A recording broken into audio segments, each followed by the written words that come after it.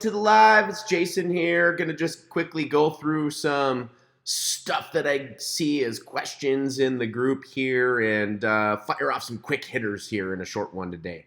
So first off, David, he's asking here, hey, when you're using campaign budget optimization, should I put my retargeting audience in the same campaign as the audiences of my cold traffic? Or would you suggest separating those out? And I definitely would suggest separating those out. I would keep the same kind of campaign structure that I teach in Bootcamp 2.0, where you've got your cold audiences, you got campaigns for your lookalikes, you got a campaign for your specific interests, and then you got a campaign for your retargeting stuff. That's we're doing it basically the same way right now, and you want to separate that stuff out because, especially in the case when you're separating the cold traffic from the warm traffic, with the campaign budget, we can't force Facebook to show the budget to all the retargeting audience, for example. So we don't get the proper budget utilization, and we're kind of throwing it all out to whatever Facebook feels like when we do that. So that is why we didn't want to do that, David. And I see Raul already answered that, but I feel like this is a question that's on a lot of people's minds, and people want to hear my opinion on it. All right, so Ian says, stupid question. Never say that, Ian. Come on. All right. Anyway, but he created an ad using the instant experience lead form. Okay, so it's a lead form, and after he tested the form submission, he didn't get an email or anything, and he's kind of just wondering, where did that data go? All right. Now, if you're going to use lead forms, what happens is the data actually gets stored inside your ad account. All right. Now, how can you get it out of there? Well, you can actually run some reports and you can pull spreadsheets. That's the way the system is default set up. But, that's kind of a pain in the butt. And that doesn't allow us to leverage a lot of today's automation technology that all of us internet marketing geeks really enjoy. Right. So what there's a lot of third-party tools like Connect.io or Connectio.io is maybe what it is. Yeah, Connectio.io. Yep. So it's and I always get that a little bit mixed up. So this is Wilco DeCrae's company. Wilco's a great dude. I use this software personally, and we have had many students use his softwares to really help in a variety of different areas. One of them is his Connect Leads software. Allows you to connect to the Facebook lead ad system.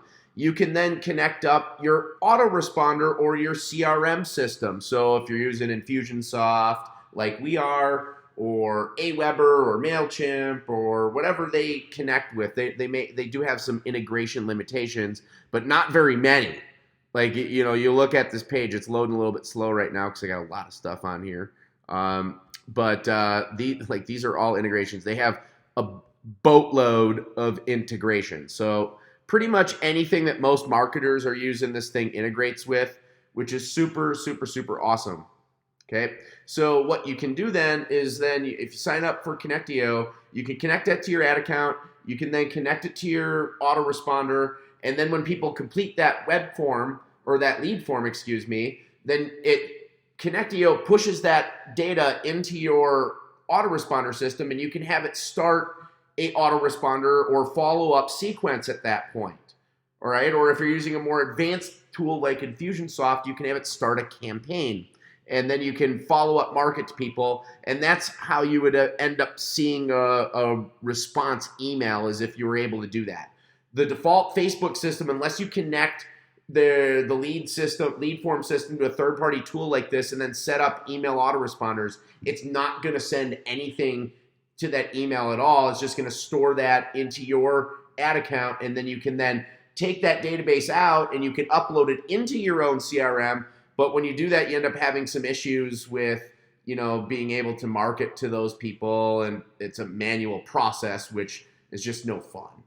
Okay, so there you go. I'm sorry about these lives. I don't know why some of these videos are, coming out sideways. I got to figure out something with this software that I'm playing with. All right, so let's see if there's anything else. Okay. So I'm going to expand on this answer that I gave to Travis here because I think this is really important. He's working on a campaign and he's trying to put elements into a project file to show future clients on Upwork or freelance websites. Okay. So the bottom line is people buy results. Okay. So we want to show the positive results from the campaigns. And, basically a case study is exactly what people are looking for. So where did we start? What were the goals of the campaign? What were the KPIs? What did you actually achieve? And then a summary of those bottom line results. Okay, so that's always what we want to include and get that going into our portfolio. And then the more results that we can show, the better that people believe us. All right, so we just keep adding it and adding it and adding it. All right, so I'm going to actually pause for a moment and watch this video from Nathan. Okay, so basically the video was just a little bit, an audio explanation of these numbers right here. So let's take a look at what we've got right here. All right, so what he's telling us is that, on Instagram, it's more expensive for CPC and CPL is acceptable, but the CPA is significantly cheaper, $80 to $100 than Facebook, okay? But they have low CTR in comparison to Facebook. And in the video, he's talking about, my Facebook stuff is, the CTRs are higher. So how do I improve my Instagram ad? Like what's a good CTR so that I improve my Instagram ad? So this is a real common mindset. And I want to go back to the Bootcamp 2.0 course. If you remember in that, I talk about how CTR is a vanity metric. Now, if you're doing and this is here's how you can prove this, because and you're probably using similar copy, but you have more likely have a different variation of your ad that's showing on Instagram. All right. Now, what I've seen over the years is that the ads that qualify people better are going to have shitty front-end metrics compared to ads that don't qualify people better. Okay, so the CTR and the CPL, the CTR will be lower and the CPL will be higher on the ads that qualify people better, but the back-end metrics, the ones that really matter, the CPA and the AOV along with the LCV, or LTV, those metrics will always be better. And you're seeing that right now. And here's where there's a huge, huge, huge flaw in your thinking right now. Because you're looking at the front end metrics of your Facebook ad and you're using that as a comparison point to say that there must be something wrong with your Instagram ad, despite the fact at the same time you're noting that the Instagram ad is producing much better results, bottom line, than the Facebook ad is. Okay, so what I would tell you is that there's absolutely nothing wrong with your Instagram ad at all. And the question that you're asking of what is a good CTR is the completely wrong question to be asking. And you should never ask those kinds of questions, because especially in groups outside of this one, because you're going to get a whole bunch of boneheads that are going to start throwing out random CTR numbers, and they're going to tell you shit like, well, you should be at 3 to 5% outbound click CTR if your ad is any good. And then you're going to go start changing your ad when you've already got an ad. I'm assuming that it's within your KPIs, like the cost per app meets your numbers and you're profitable with this. Because you're running the Facebook stuff at $80 to $100 more. So you don't strike me as somebody that doesn't know what they're doing. Okay, so I doubt you're losing money there is the point I'm trying to make. Meaning the ad is working. Okay, so the question shouldn't be like, how do I improve this by getting a higher CTR? The question really should be, how do you improve your Facebook ad? Because your Facebook ad is the one that's sucking wind, bro. Not your Instagram ad. You should just be scaling the Instagram ad. Like, you should be figuring out how to make your CPA on your Facebook ads better, right? Not any of the CTR metrics. In fact, you should be looking at maybe how to get your CTR a little bit lower on your Facebook ad and qualify people better so that there's a lower click-through rate. Because that's generally what I see, and this is why I mentioned it like in Bootcamp 2.0 so much, that CTR is a vanity metric.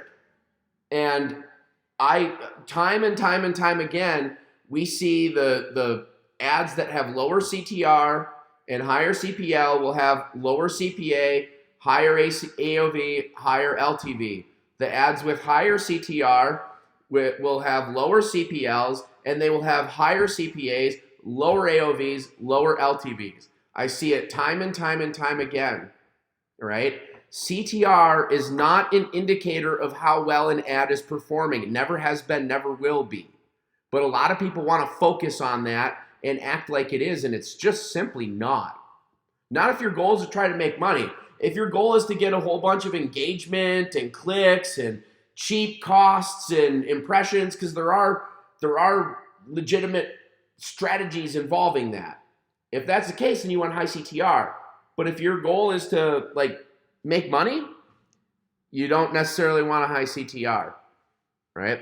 So you gotta be careful with the questions that you're asking, bud. All right, and then it looks like I believe all the rest of these I've answered. Oh, here we go. This one's been sitting out here for a little bit. All right, when I visit the audiences pages, I get the following notification: connect to Business Manager to keep using customer file custom audiences. Oh, okay. What are the benefits of connecting to the Business Manager? Lots of them. Facebook, first of all, looks at you as more legitimate when you're using a Business Manager. They treat you as a business. And then you can also, there's a lot of extra stuff in the back end with how you can add your team and people can get access to accounts. And it keeps from there's a lot of account shutdowns that happen due to what they call unusual activity.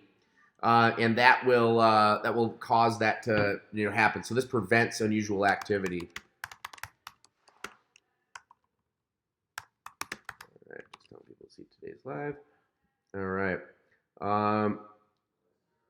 Let's see here. I'll read what Luke's got. So looking to create 2 retargeting audiences, one of page views over the last 14 days and the other within the last 45 days, excluding those that are in the 14-day audience. To do this accurately, am I to exclude the 14-day visitors from the 45-day audience like in the screenshot? Am I thinking of this correctly? Now, dude, so what I would do is just create one custom audience that is the 45 days and another that's the 14-day. And then when you go to create your ad, include the 45-day audience and exclude the 14-day audience there. Makes it a little bit easier when you do it that way, and then you can also leverage those audiences in multiple ways, whereas you wouldn't be able to do that if you create the audience in the way like you have with these include and exclude parameters. All right, so I would do that.